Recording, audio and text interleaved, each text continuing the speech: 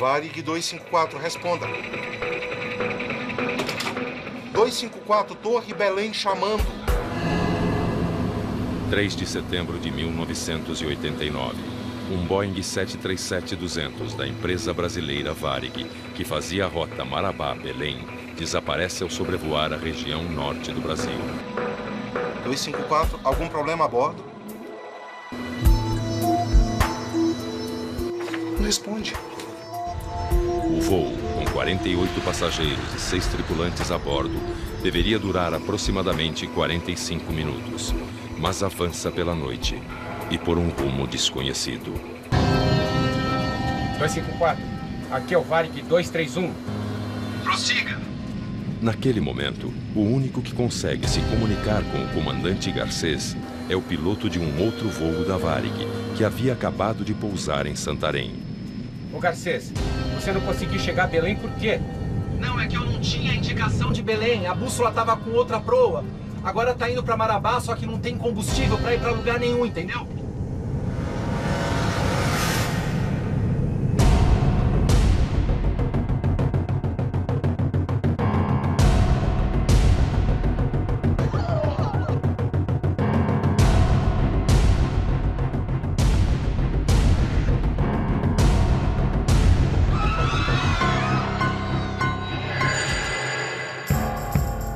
Fomos informados que tinha uma aeronave que estava desaparecida, né?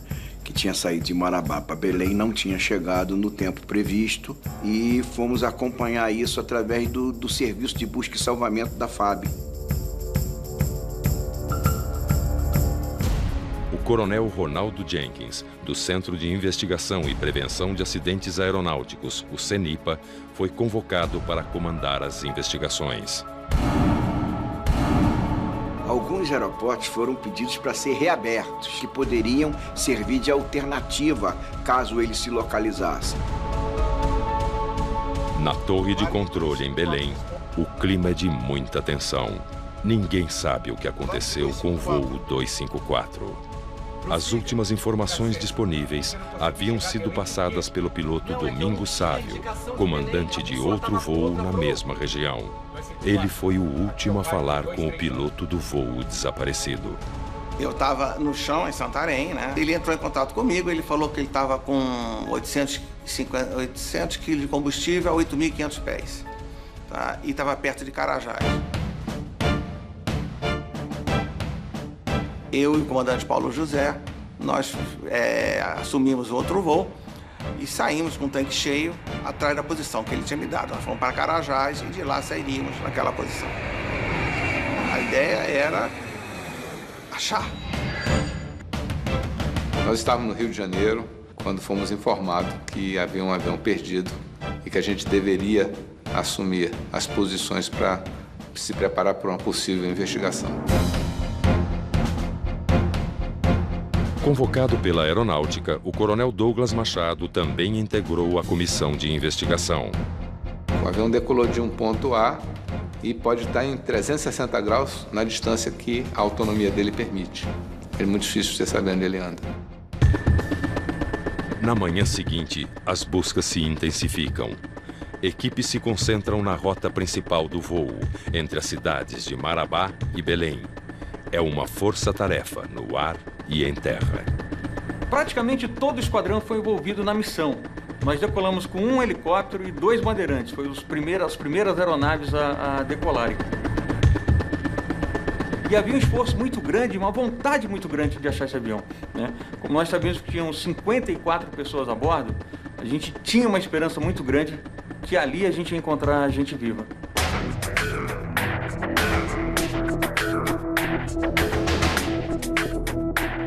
Todo o avião tem um transmissor localizador de emergência. Esse equipamento, quando tem um impacto, ele emite sinais. Naquela época era 121.5, que é a frequência internacional de emergência. Então, os primeiros sinais que a coordenação da busca começou a captar desse radiotransmissor, né, apontava para uma região muito distante da rota original, que era improvável aquele avião estar ali. Então, houve uma divisão de esforços. A gente tinha que concentrar na área que era a área de probabilidade, que era a área onde o avião teoricamente deveria estar, e também nessa área onde havia sido captado esse sinal. –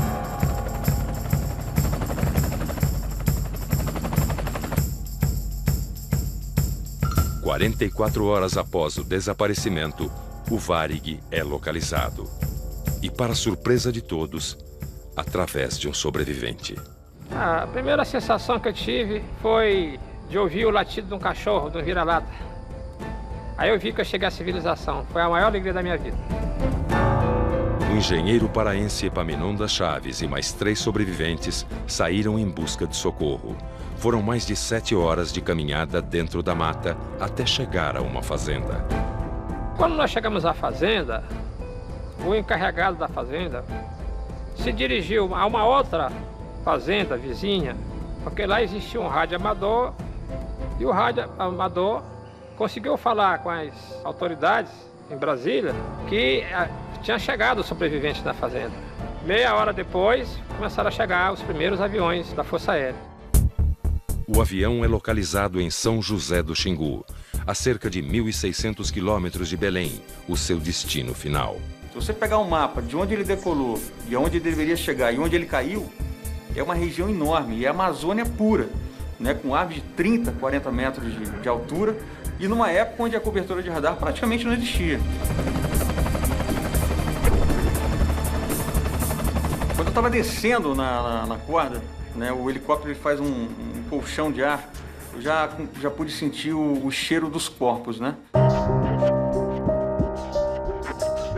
Quando a gente foi chegando perto dos sobreviventes, as pessoas que podiam andar, elas vinham, nos abraçavam, uns pediam, me tira daqui que eu não aguento mais, eu quero ir embora.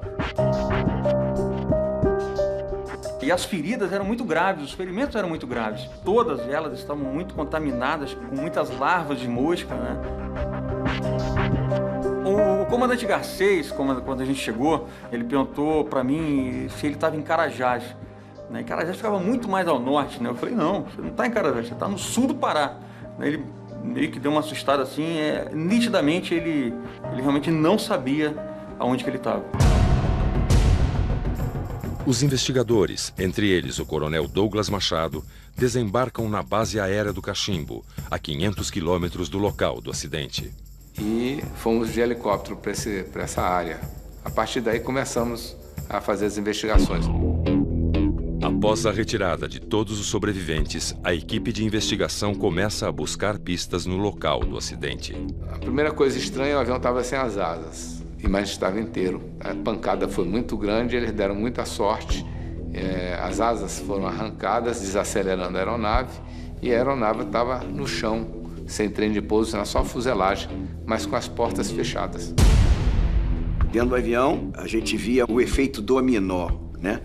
Algumas poltronas se soltaram e foram se deslocando no sentido da desaceleração, quer dizer, para frente do avião, e foram empurrando as outras, e elas foram quebrando e imprensando as pessoas dentro do próprio avião.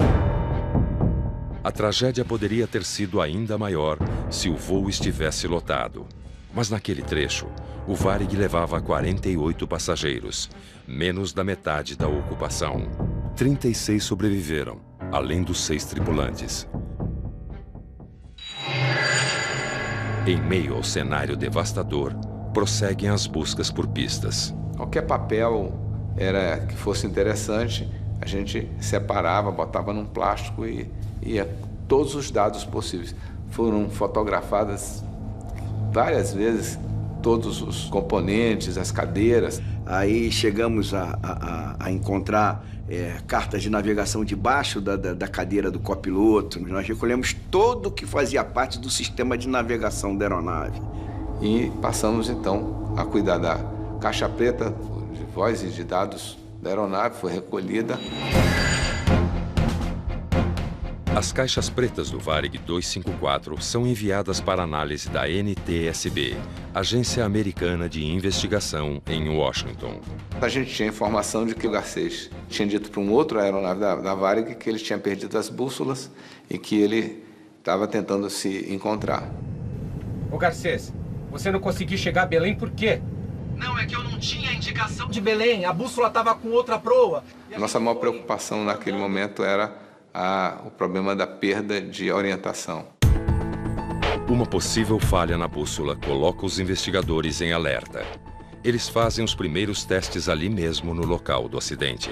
Para ver se via alguma coisa que pudesse desmagnetizar ou então atrair a bússola para mudar o rumo. Tudo isso foi feito no local, esses exames. O fato do piloto ter sobrevivido, ele realmente é importantíssimo para a investigação. Os investigadores precisam desvendar o que parece inexplicável. Por que o Varig 254 foi obrigado a fazer um pouso forçado na mata a mais de 1000 quilômetros do seu destino final?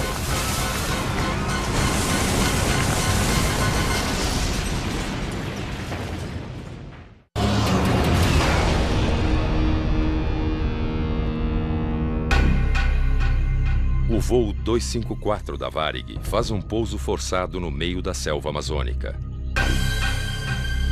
Das 54 pessoas a bordo, 42 sobreviveram. Após as equipes de resgate e de investigação liberarem a área, os jornalistas seguem para o local da tragédia. Daqui para frente é impossível ir de carro. Nós vamos entrar na mata que está logo ali na frente. Leonel da Mata é o primeiro repórter a chegar aos destroços do avião. Fizemos uma caminhada de 1h30, 2 horas, não me recordo bem, até que chegamos na clareira aberta pelo avião. É um cenário incrível. Finalmente, lá está o avião, enfiado no meio do mato. Todas essas árvores aqui foram derrubadas por ele ao cair. Lá dentro do mato está apenas o corpo do avião, o que se chama de charuto do avião. É indescritível. Você vê pedaços de tudo em todos os lugares. Você começa a tentar reconhecer isso aqui. Nossa, isso aqui, olha, é um pedaço da asa. Nossa, isso aqui E você fica atônito. Deste lado estava o comandante Garcês e este lado da cabine está praticamente inteiro. Agora, aqui na frente, o avião perdeu o bico. Mas do lado de cá, vejam só, ao bater numa árvore, o avião perdeu toda a lateral da cabine. O copiloto estava sentado neste banco e sobreviveu. Longe da selva, os investigadores estudam cada momento do voo 254, a partir do plano de voo fornecido pela empresa aérea e dos documentos do Departamento de Aviação Civil. O tradicional pinga-pinga sai do aeroporto de Guarulhos, em São Paulo, com 7 escalas até Belém.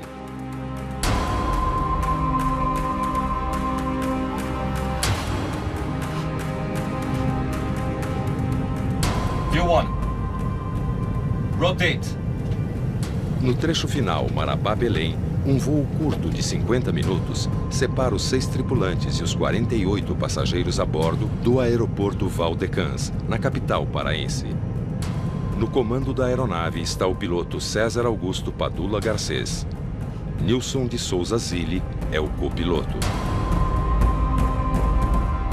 As investigações verificaram que o Garcês era um tripulante bastante dedicado, oriundo da Força Aérea, era piloto da reserva, trabalhou durante 4 anos na Força e saiu para ser piloto da Varig. Um piloto muito acima da curva, tendo tirado inclusive nota máxima em algumas avaliações.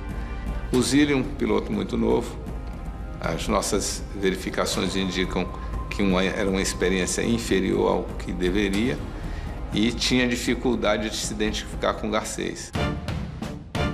A comissão de investigação também vasculha os arquivos da empresa em busca de dados sobre a aeronave. O Boeing 737-200 era operado pela Varig há 15 anos e possuía cerca de 33 mil horas de voo. Sem evidências de possíveis problemas técnicos ou mecânicos na aeronave, a investigação se concentra nas entrevistas com os sobreviventes, tanto os tripulantes quanto os passageiros. Eu já fui questionado e interrogado dentro do hospital. O copiloto Nilson Zilli é um dos 42 sobreviventes. Quando acordei, ou seja, aquela terrível realidade, o Garcês chega perto de mim e me pergunta: como é que você tá?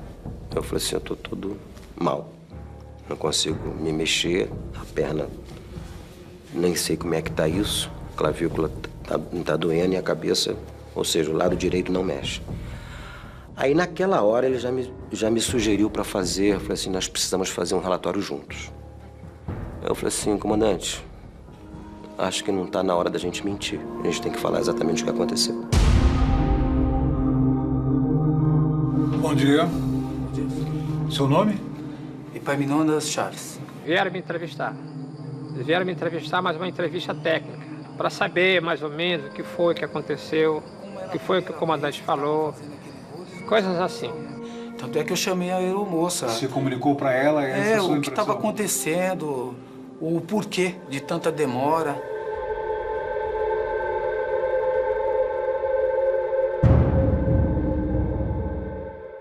Nós tínhamos um psicólogo na nossa equipe, ele foi conversando e nos trazendo as informações. Havia umas contradições entre o Zilli e o Garcês.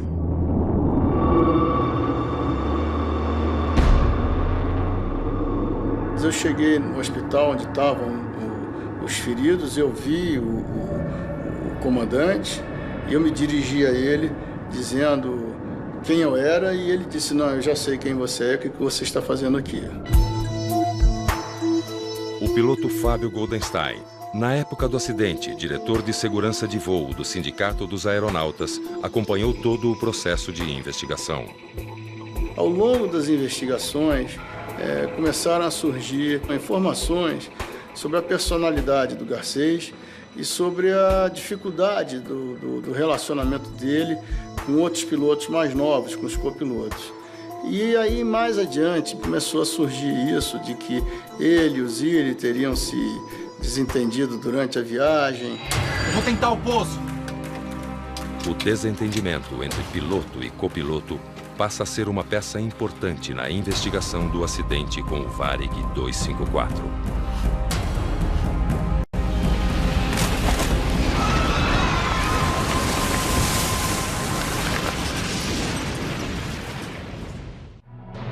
Duas espinhas diferentes que se fundem.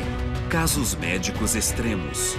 O caso do Calvino é único. Histórias de pessoas que enfrentam problemas de saúde raros. Meu futuro é fora daqui.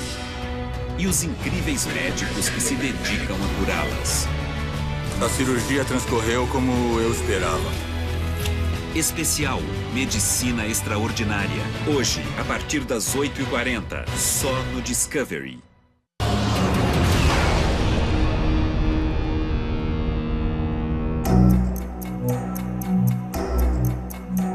Os investigadores do acidente com o Varig 254 descobrem que o clima entre piloto e copiloto era tenso desde o início do voo.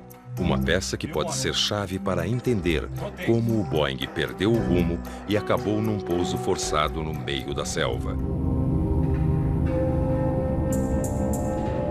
Eu fui pro despacho, aí o despachante virou para mim e falou assim: Zilli, tu tá no 254? Eu falei assim: tô. Leva a papelada para mim, por favor. Eu falei assim: com certeza. Cheguei no avião, tá o comandante Garcês, com o jornal aberto. Boa tarde, comandante. Eu tive que me atrasar porque passei no despacho. O despachante perguntou se eu estava no 254 e pediu para entregar isso aqui pro senhor. Não se dignou olhar para mim e disse o seguinte: se o voo tivesse atrasado, ia dar atraso de copiloto. Isso não é função de tripulante, é função de DOV. Eu me desculpe, comandante. Isso não vai mais acontecer. O Zilli ficou assustado. Ele disse que percebeu no comandante uma pessoa que não dava para discutir. Entrei, sentei na minha cadeirinha, fiz o que eu tinha que fazer e pensei cá com o meu botãozinho. Vou ficar caladíssimo nesse voo. O Zílio era um copiloto muito novo, era jovem, pouco experiente e sim, ele foi pouco assertivo. Mas eu acho que parte dessa pouca assertividade dele se deu também pela falta de experiência dele ainda, pela falta de segurança dele. O Garcês assumiu tudo. A parte de voar e a parte de fonia. Eu não fazia mais nada. Eu não era mais nada dentro daquele avião. De modo que quando aconteceu o fato, ele passou o tempo todo sem ser assertivo, sem dizer, Garcês, que está errado. Ele ficava calado. Mas só as gravações registradas nas caixas pretas do avião podem esclarecer o que aconteceu na cabine do Boeing. E enquanto aguardam a análise feita no laboratório da NTSB, nos Estados Unidos, os investigadores finalizam os testes nos equipamentos de navegação. O avião tem... os sensores dele ficam na cauda lá em cima. Foi feito um trabalho muito difícil de chegar lá em cima e tirar esse material para exame. Esse material foi examinado e a conclusão é que não havia nenhuma influência que pudesse ter contribuído para a dificuldade de navegação dele. A investigação também checa as decisões tomadas pelo controle de Belém. O fato de que os serviços de controle de tráfego aéreo não declararam a emergência em tempo hábil, isso evidentemente causou estranheza. Torre Belém chamando. Não responde. O piloto era muito reticente. Ele não dava informação nenhuma praticamente. Responsável pelas comunicações do controle Belém, Josué Teixeira acompanhou todas as conversas do comandante com a torre. Varig 254, algum problema a bordo? Se por um momento ele tivesse indicado que estava desorientado, ele teria recebido a orientação do pessoal do ITS. O que eu vou fazer? Não responde. Titubearam em declarar uma situação de emergência. O voo, que deveria durar 45 minutos, já ultrapassa 2 horas. Neste momento, o comandante também recusa o auxílio de um avião da Força Aérea que possuía um equipamento de rádio chamado RDF, capaz de localizá-lo em pleno voo. Varig 254, aqui Força Aérea 001, escuta. O piloto pediu ao Garcês para falar com ele, aí ele disse, estou ocupado. Ele desligou. O piloto, por sua vez, que precisava do sinal por um tempo, se sentiu bloqueado no sentido de ajudá-lo. E aí, ele deve saber o que está fazendo. Foi perdida uma grande oportunidade de localizar o avião e orientá-lo para um pouso. A jornalista Solange Galante entrevistou o comandante Garcês 20 anos após o acidente. Ele pensou, não, é impossível eu estar errado. Eu não devo estar errado. Tanto que ele acreditou que os instrumentos que estavam errados, porque o problema dele era de bússola.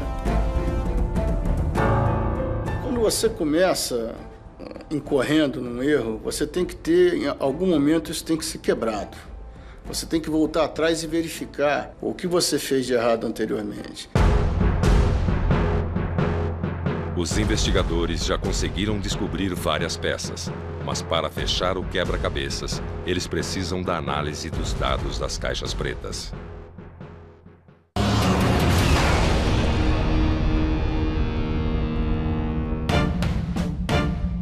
Duas semanas após o acidente com o voo 254 da Varig, os investigadores recebem a análise das caixas pretas e agora conseguem identificar, minuto a minuto, o que aconteceu a bordo do avião. O que existia era que eles tinham tomado a direção errada.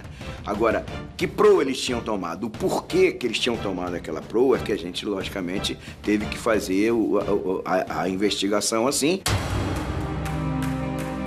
Cruzando os dados das caixas pretas com os depoimentos dos tripulantes, os investigadores finalmente descobrem como e por que começaram os problemas no voo 254. A partir do momento em que a gente constatou no FDR que ele tinha decolado e tomado a proa 270, embora a gente tivesse algumas evidências disso, ok? Mas a comprovação factual foi através disso. Aí depois, logicamente, na conversa com os pilotos, então eles admitiram essa situação. A Varig, naquela época, introduziu um formulário de navegação que era utilizado em toda a sua frota. Inicialmente, o rumo em graus era feito com apenas 3 dígitos, de 001 a 360. Com o novo equipamento, conhecido como HSI, Horizontal Situation Indicator, o rumo passa a ter precisão decimal, utilizando então 4 dígitos. Mas isso é muito interessante para o MD-11, para o A330, aviões que vão 10 horas numa proa, que precisam de uma precisão muito grande. Para economizar, por algum motivo, eles produziram o mesmo tipo de planejamento de voo para o avião grande e para o 737. No caso, eles estavam usando um plano de voo que dizia que o rumo de Marabá para Belém era 027.0 e eles, naquele momento, interpretaram e inseriram toda a navegação saindo com 270. E, coincidentemente, a gente havia encontrado dentro da cabine, no chão, um papel ensanguentado, tinha umas marcas de sangue, e nele tinha 27, um espaço 0, não tinha 27.0. O ponto não saiu, não foi impresso. Embora o 270 estivesse nítido, a qualidade da impressão era bastante fraca. Essa falta desse ponto pode ter, na pressa, feito com que o Garcês encontrasse o 270 como uma verdade. O erro, na realidade, foi um erro de indução. Aparecia, sei lá, rumo magnético, Magnetic Course, MC, 0270. E como é também sabido por todos que 0 à esquerda não tem valor, cortamos o 0 à esquerda e botamos 270. Só que, na realidade, o 0 a ser cortado era o 0 à direita. O copiloto Nilson Zilli relembra o momento em que percebeu o erro. Eu peguei um procedimento de descida da época de Belém, que chama-se Arco DME, no qual a entrada desse arco era o rumo 027. Quando eu olhei, eu gelei. Olha aqui o erro, comandante. Tá aqui. A nossa proa era 027, não 270. E agora?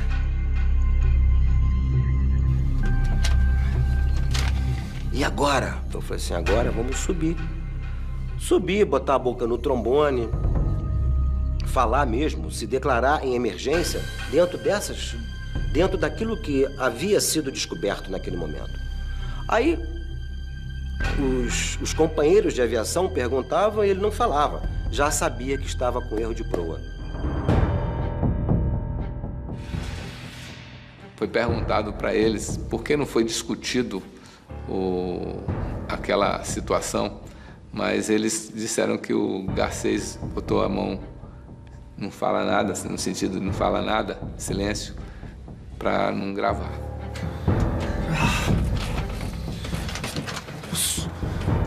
Olha aqui a merda que você fez. Ele fez assim, ó. Isso é verdadeiríssimo. A investigação do Varig 254 procura justificativas para a atitude do comandante Garcês. 2 semanas antes do acidente, ele sofreu um incidente em Paramaribo, quando o avião dele colidiu a asa contra uma escada numa empresa estrangeira. Então, depois dessa falta que ele teve medo que uma falta seguinte, ainda mais um acidente com vítimas fatais, fosse detonador de uma punição grave dele por parte da Varig. A impressão que dá é que ele estava tentando resolver um grande problema e tinha, por cima disso, a pressão da opinião sobre a qualidade do voo, do que estava acontecendo. Eu aceitei isso. Também não tinha como não aceitar. Garcês, 10 anos de Varig, 8.000 horas de voo. Eu, 1 ano de Varig, 680. Não tinha como, não tinha condições técnicas e moral para contestá-lo. Desde o momento em que Zilli e Garcês descobriram o erro cometido até o combustível acabar, passaram-se 1 hora e 15 minutos de voo. Varig 254, Torre Belém chamando, responda. Tempo suficiente para pedir ajuda e tentar reverter a situação. Estamos voando e nada de Carajás também, porque onde é que fica Carajás? E sintoniza Carajás e nada de Carajás. Vai acabando o combustível. Ele chama a chefe de equipe e diz que ia fazer um pouso forçado. Aonde? Falamos para ela, no meio da selva amazônica. Ela olha para mim, eu olho assim para ela e balanço a cabeça. Não tem jeito. Ou seja, a morte é certa. Atenção, tripulação, preparar para o pouso forçado.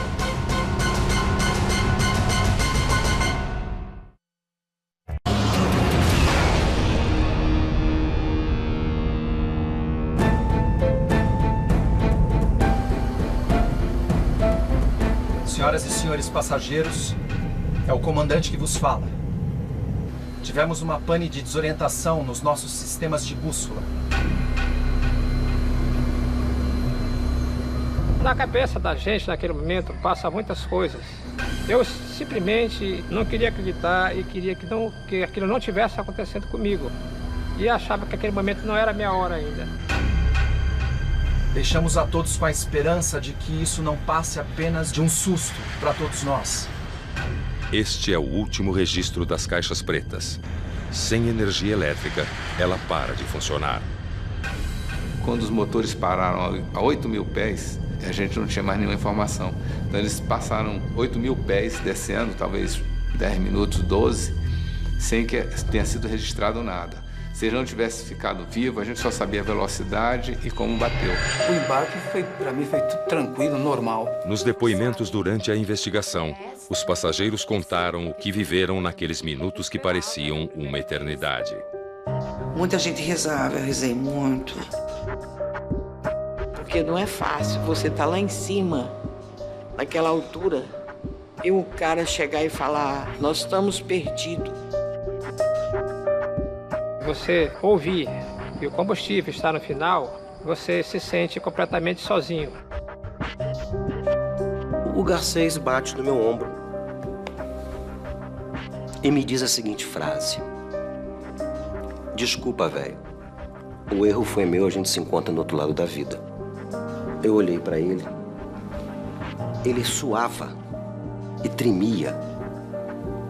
Eu falei assim, caramba, o cara já tá morto. Aí ele falou assim, vamos fazer esse pouso a 4 mãos. Aí eu peguei, reclinei a minha cadeira ao máximo, apoiei o meu braço aqui onde ficam os rádios e segurei o manche com essa mão aqui. E vamos embora. Vamos embora pousar esse avião. Flaps down. Sem combustível e sem energia elétrica, os tripulantes perdem o avião. Não tinha mais nada. Só nariz, ou seja, só atitude. Então, se fosse muito o ângulo de ataque muito acentuado, estolava, caía. Muito rápido. Vai bater. É a única coisa que eu me lembro disso. E ali apaguei.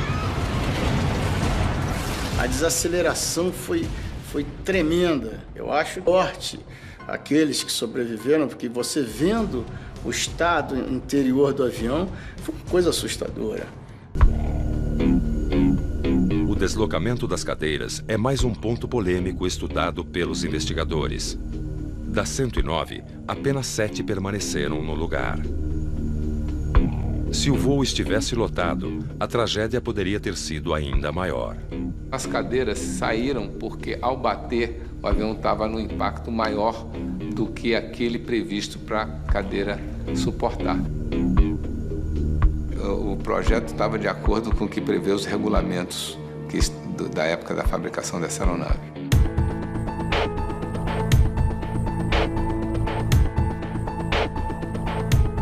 "19 meses após o acidente, a investigação chega ao fim.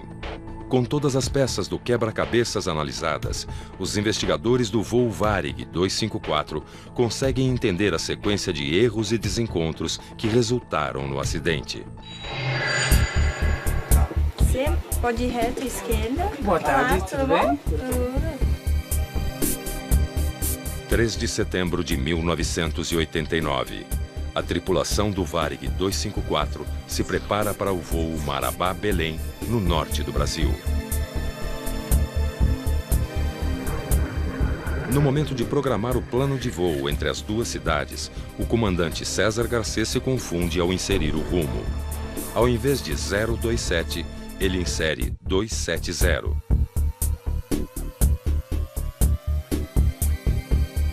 O voo segue, sem que os tripulantes percebam que estão indo na direção errada.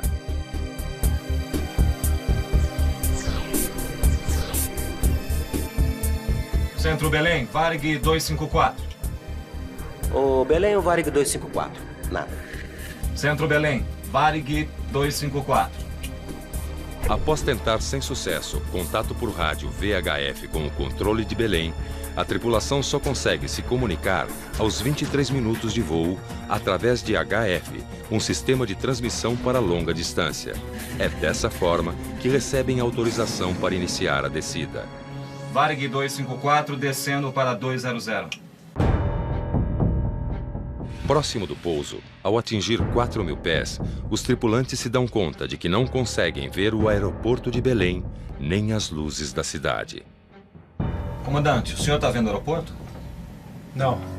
Tentando se localizar, sobrevoam a Amazônia a baixa altitude por 1 hora e 14 minutos. E à medida que eles baixavam, mais difícil ficava de se comunicar com qualquer pessoa. Eles estavam entrando na armadilha sem querer, sem saber. Durante todo esse tempo, o piloto se mostra reticente em dar sua localização e pedir ajuda.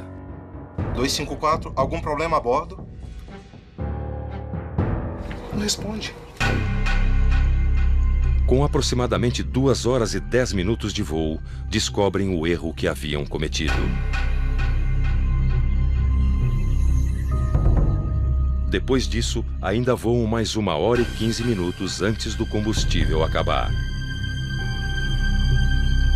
Eles exauriram o combustível deles, voando de um lado para o outro. E quando eles perceberam que tudo tinha começado lá atrás, na saída de Marabá, eles já não tinham mais muita autonomia de voo. A partir daí, o Varig só tem uma saída: fazer um pouso forçado sobre a floresta, na escuridão da noite.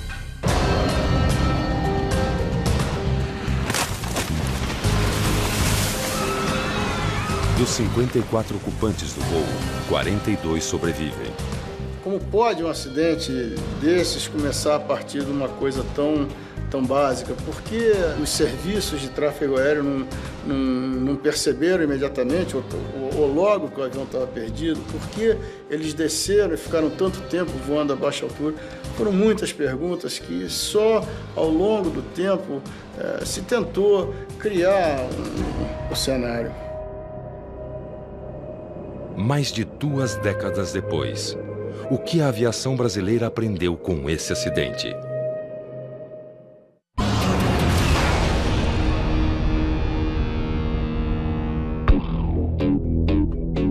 O relatório do CENIPA, Centro de Investigação e Prevenção de Acidentes Aeronáuticos, aponta a principal causa do acidente do Varig 254: erro da tripulação. O relatório final apontou mais de 20 contribuições para o desfecho. Então, desde de um documento que veio faltando dados que pudesse orientar o piloto, um alerta situacional relativamente baixo dos dois, falta de coordenação entre eles. A falha na leitura do rumo, segundo o levantamento das investigações, decorre da falta de conhecimento do comandante do novo padrão utilizado pela Varig na época do acidente. O treinamento, na minha opinião, foi inadequado. O caso deles não foi o primeiro caso de piloto que se confundiu, mas seguramente todos os casos anteriores os pilotos perceberam muito rapidamente,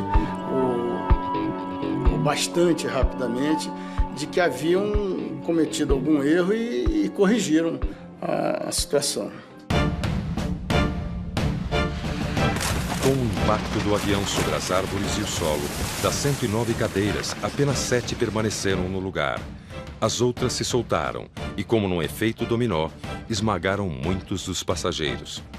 Até aquela época existia um limite, né, de certificação para uma determinada carga G, né, número da força de gravidade, né? Hoje em dia, depois desse acidente, tanto o piso da aeronave e as próprias cadeiras em si, esse número de carga G aumentou, praticamente quase que dobrou. Mais de 20 anos depois, o que mudou na aviação brasileira para que um acidente como esse não se repita? Você hoje em dia, você já não navega mais por agulhas que te apontam para direções. Você hoje tem uma tela de computador, você tem uma tela nos teus instrumentos que te traça uma rota de navegação a ser seguida. Mas ainda assim, é uma boa prática os pilotos confrontarem os rumos, as distâncias com as cartas de navegação. Nós não tínhamos controle radar naquela época também, quer dizer, o avião não estava rastreado, uma série de outras coisas que hoje em dia, por exemplo, já não aconteceriam. A relação distante entre piloto e copiloto, constatada pela investigação, dificultou ainda mais a situação durante os momentos de emergência. A aviação civil brasileira e do mundo inteiro aprendeu que precisa gerenciar melhor os recursos de cabine, precisa aumentar a padronização e a integração ali existente. Foi basicamente um fator humano que provocou esse acidente. Esse acidente, eu posso te dizer, ele não se repete nessas circunstâncias que ele está aqui, mesmo que o mesmo erro ocorra, entendeu? A situação hoje é completamente diferente, quer dizer, nós já tivemos uma evolução muito grande. A Justiça Federal condenou piloto e copiloto a 4 anos de detenção, convertidos em pena alternativa e pagamento de multas mais honorários. A minha punição foi política, porque eu não mandava igual ele, eu não era comandante. Flaps down! Eu acho que a punição dele foi justa, porém eu acho que toda a culpa não deveria ter sido jogada somente em cima dele. Muita gente deveria ter sido punida na Varig, no controle de tráfego aéreo brasileiro. Foi uma punição correta, porque houve negligência por parte da tripulação. Eles não foram humildes em pedir socorro quando viram que estavam perdidos. Ele não errou sozinho. Todo acidente é um monte de elo que se fecham. O castigo que eles mereceram é a consciência, no caso do Garcês, a própria consciência dele. O comandante Garcês, que nunca mais esteve à frente de voo comercial, ficou marcado pelo erro. A carreira dele praticamente foi encerrada, né, devido à alta notoriedade que foi dada ao acidente envolvendo exclusivamente o nome do piloto. Para os sobreviventes, o acidente mudou para sempre o jeito de cada um viver e pensar. Eu reciclei tudo. Valores em que eu colocava em certas coisas, eu mudei de lugar. Então eu descobri que a maior importância do mundo é a tua família, é amor, que o resto não importa. Você vê as pessoas hoje com mais generosidade. Eu olho também esses desastres que já aconteceram após o nosso. Eu vejo que nós somos umas pessoas felizes, nós tivemos mais sorte. E que, se olhar para trás, se fazer uma comparação entre o nosso acidente e os outros que houveram, que não saiu nenhuma pessoa viva, nós somos muito beneficiados pela lei divina.